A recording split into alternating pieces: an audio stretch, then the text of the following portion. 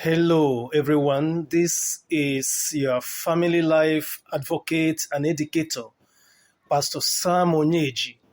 Today, I want to speak on countering the humanist agenda of abolishing the institution of marriage and family. Countering the humanist agenda of abolishing the institution of marriage and family.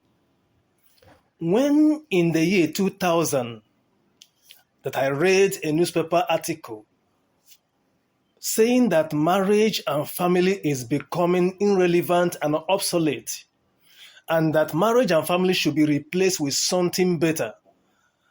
I had no previous idea that there are dedicated individual philosophers, global bodies, and countless agencies all over the world that are seriously working hard to see that anything called marriage and the traditional family life as we know it is abolished. Honestly speaking, that was my first time of reading or hearing someone say that once upon a time, marriage made sense, but now from a legal and practical standpoint, marriage is no longer necessary.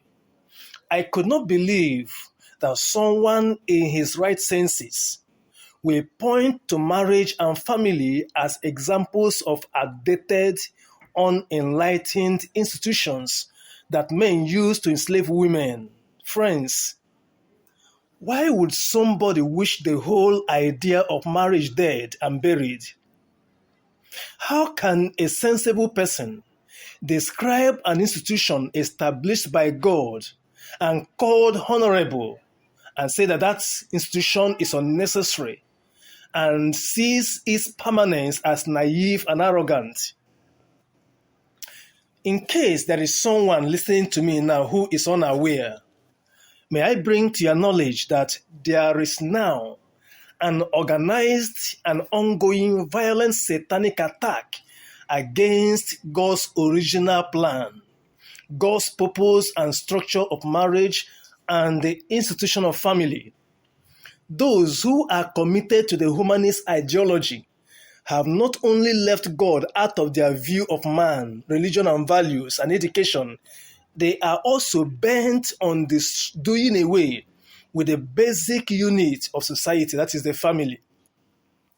These enemies of God are aware that the family is the foundation upon which every other institution of society is built. They know that what happens in the family will determine the kind of people that will live in this world. But the most disturbing thing in all of this is that while the humanists are set at deconstructing and destroying the whole concept of marriage and the family, Christian scholars, church leaders, and others who one will expect to rise to the challenge are just standing by as if these dangerous trends do not really matter. The church is called to be the salt of the earth and the light of the world. As Christians, we are supposed to affect the world around us positively. Unfortunately, many of us in the church are either ignorant of what is going on in the world in which we live, or we do not think whatever that is going on is our business.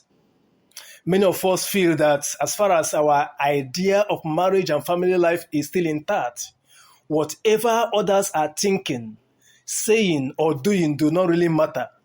Yet, those seeking to destroy the family know exactly what they are up to.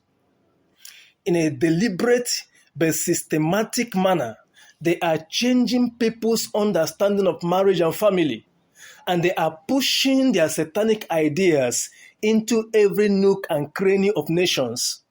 They are compelling legislators and others in authority to legalize the illegal and decriminalize the criminal.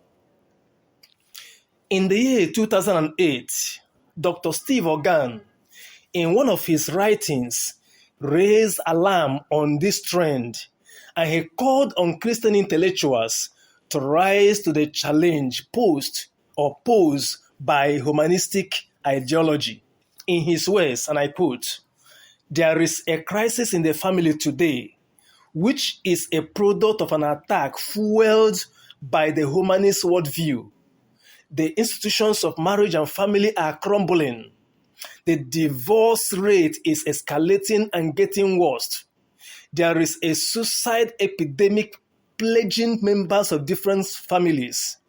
This will soon become a pandemic if nothing is done. Many nations are legalizing new concepts of marriage and family life, such as same-sex unions, in order to accommodate the alternative lifestyle." And unquote. According to Dr. Steve Organ, the foundations for the family are being destroyed while Christian intellectuals are sleeping. Humanists are busy sowing tares in various disciplines while Christians are asleep. It is time to raise a new generation of Christian intellectuals with a biblical worldview to lay a new foundation for a divine curriculum development that is Christ-centered. One reason of this broadcast is to bring to the attention of Christian scholars and professionals, pastors, church leaders, and members, and all concerned individuals and groups, the existence, the strategy, the dramatic growth, and the threatening significance of the humanist movement in our time. As I've always said, marriage and family matter to God. And I believe that whatever matters to God should matter to every child of God.